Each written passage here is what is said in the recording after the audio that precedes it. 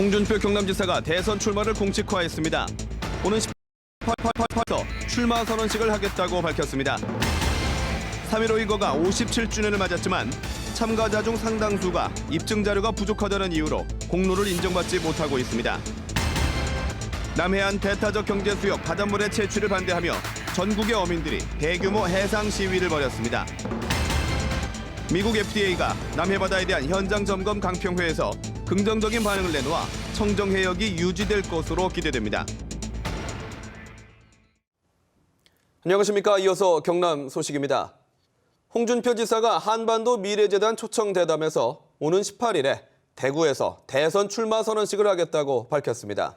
홍 지사는 한국도 이제 우파 스트롱맨이 지도자가 돼야 한다고 밝혔습니다. 오종우 기자의 보도입니다. 한반도 미래재단 초청 대담에 참석한 홍준표 지사. 오는 18일 대구에서 출마 선언식을 하겠다고 밝혔습니다.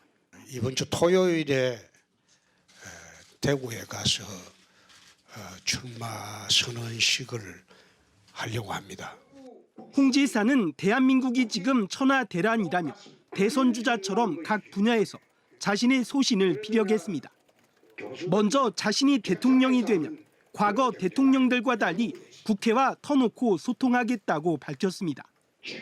청년 실업 문제는 기업을 융성하게 하면 간단히 해결된다며 복지는 부자에게는 자유, 서민들에겐 기회를 주는 거라고 주장했습니다. 또 한국을 둘러싼 사강이 모두 극우 국수주의자라며 한국도 우파 스트롱맨이 지도자가 돼야 한다고 강조했습니다. 세계가 지금 전부 좌파가 몰락하고 한국 둘러싸고 있는 사람들이 전부 스트롱맨들이야. 황교안 총리가 대선 불출마를 선언하면서 자유한국당 내 홍 지사 입지가 유리해졌다는 분석입니다. 홍준표 지사는 내일 당 경선 후보로 등록하고 18일 대구 출마 선언식을 준비하며 본격 대선 행보에 나섭니다. KBS 뉴스 오종우입니다. 내가 살아서는 그래도 이거를 일단 등록이라도 해놔야 안 되겠나. 3.15 의거 유공 공로자는 120명. 기록으로 남은 희생자와 부상자, 불법 구금자 규모의 4분의 1에도 미치지 못합니다. 기념사업회는 관련 기록을 관리하는 정부가 나서 자료를 발굴해 주길 바라고 있습니다. 국가기록원에 있는 자료가 있으니까 국가보훈처나 창원시청에서 좀 발벗고 나서서 그 기록을 좀 입수할 수 있도록 협조 요청을 해놓은 그런 상태입니다. 3.15 의거의 의의를 제대로 되살리고 기억하기 위해서는 기억과 자료가 더 희미해지기 전에 유공 공로자 선정 사업을 서둘러야 한다는 목소리가 높습니다. KBS 뉴스 박상현입니다. 전국에서 모인 어선 수백 척이 통영 앞바다에서 해상 시위를 했습니다. 정부가 지난달 남해안 배타적 경제 수역의 바닷모래 채취를 연장하자 이에 반발하며 벌인 시위입니다. 차주아 기자의 보도입니다. 남해안 배타적 경제 수역 이이지에서 40여 킬로미터 떨어진 바다. 대형 어선들이 집어등을 환하게 밝히고 뱃고동을 울리더니 대열을 이뤄 바다 위를 돕니다. 지난달 27일 정부가 바닷모래 채취 연장을 결정하자 전국에서 모인 어선들이 해상 시위를 하는 겁니다. 평소라면 조업이 뜸한 이 해역은 이렇게 해상 시위에 나선 어선 수백 척이 빽빽하게 몰려 있습니다. 항구에서도 규탄 시위가 잇따랐습니다. 91개 수협 소속 어선 4만 3천여 척이 전국의 항구와 연안에서 시위에 참여했습니다. 지난 2008년부터 남해 이이지에서 퍼낸 바닷모래는 6,200만 세제곱미터, 25톤 트럭 360만 대 분량입니다. 어민들은 모래 채취로 바닷속 생태계가 파괴됐다고 주장합니다. 모래 채취 이후에 전체 어종이 멸종 위기로 바다 밑이 안 보인다고 바다 모래를 마구 채취하는 이제는 중단해야 된다고 생각합니다. 어민들은 감사원에 감사를 청구하고 모래 채취 반대 서명 운동도 할 계획입니다. KBS 뉴스 차주아입니다. 미국 식품의약국 FDA 점검단이 남해바다에 대한 현장 점검을 마치고 강평회를 열었습니다. 점검단이 긍정적인 반응을 내놓으면서 청정 해역 유지에 대한 기대감을 높였습니다. 보도에 손은혁 기자입니다. FDA 점검단은 통영과 거제, 고성의 1, 2호 지정해역을 중심으로 현장 점검을 벌였습니다.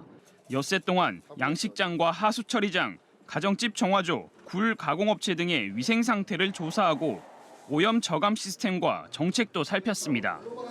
현장 점검을 마친 FDA 점검단은 비공개로 진행된 현장 강평회를 통해 소회를 밝혔습니다. 참석자들은 FDA 점검단이 일부 권고사항이 있지만 우리의 노력과 성과 등에 긍정적이었다고 전했습니다.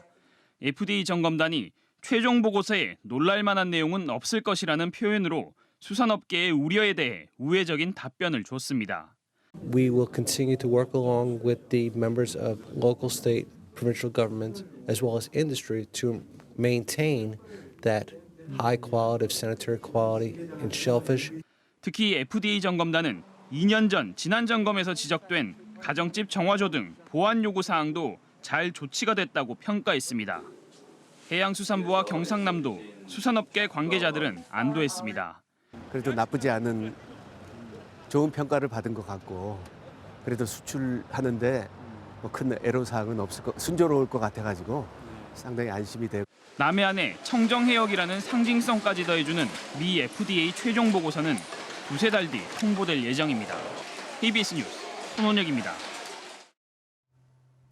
진주시가 경남혁신도시와 정촌산단 등 인구 50만 도시를 대비해 시내버스 체계를 개편했습니다. 하지만 버스업체와의 갈등을 해소하지 못한 채 부분 개편에 들어가 애초 계획했던 만큼의 효과는 기대하기 어렵게 됐습니다. 보도에 조미령 기자입니다. 시내버스를 타려면 30분 넘게 기다려야 했던 경남 혁신도시. 애초보다 노선은 4배로 운행 횟수는 3배 이상 늘었습니다. 주민들은 환영합니다. 오늘 처음 바뀌어서 잘 모르겠는데 들어오기는 편하겠죠. 저기 가서 환승해가지고 아무거나 타면 들어오니까. 이번 개편으로 내동면과 지편면, 진주역 노선을 늘리고 대하구와 진양고 노선이 신설됐습니다. 정촌 사봉산단 노선은 반지 안으로 연장됐습니다. 인구 50만 규모의 진주시의 미래를 준비하는 교통체계 개편입니다. 혁신도시와 도시 여건의 변화에 따른 거의 한 50여 년 만의 개편으로. 하지만 시내버스 개편에 반발하며 120m 높이의 주탑에 올라간 삼성교통 노조원은 아직 농성 중입니다. 똑같이 공개적이게 해달라.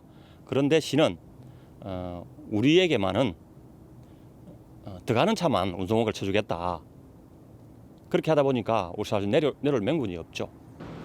진주시는 버스업체와의 갈등을 해소하지 못하고 부분 개편에 들어가면서 애초 계획했던 감차나 탄력 운행제를 제대로 시행하지 못했습니다. 버스업체 경영 효율화와 수요가 많은 시간대 맞춤 서비스는 기대하기 어렵게 된 것입니다. 진주시는 상반기까지 삼성교통을 포함한 최종 개편을 추진할 예정이지만 적자 노선에 대한 운송원가 인상 요구 등 이해관계가 해소될지는 미지수입니다. KBS 뉴스 조미령입니다.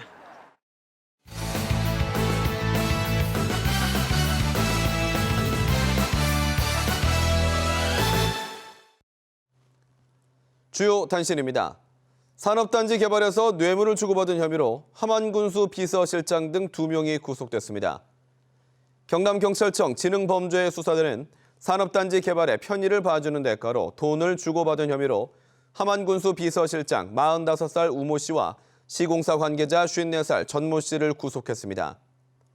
경찰은 이들이 사업 추진에 편의를 봐주는 대가로 수천만 원을 주고받은 것으로 보고 있습니다. 김해시의 3개 나전지구 불법 폐기물 시추 조사와 관련해 김해 양산환경운동연합 등 시민사회단체들은 실효성 없는 유관검사 계획을 취소하라고 촉구했습니다. 이들은 매립 뒤 이미 7, 8년이 지나 식별이 어려운 폐기물에 대해 김해시가 유관으로만 조사를 한다는 것은 의혹만 자초하는 것이라며 토양 분석 조사를 하라고 촉구했습니다. 민주노총 경남본부에서 오늘 열린 지방정부의 대언론관 주제토론회에서 토론자들은 창원시의 기자를 상대로 한 손해배상 소송은 언론의 기능을 제한하려는 시도며 경상남도가 도청 프레스센터 이용을 제한하는 것은 자유로운 여론 형성을 막는 조치라고 지적했습니다. 참석자들은 자치단체가 알 권리와 표현의 자유를 보장해야 한다고 강조했습니다. 경남 소식이었습니다.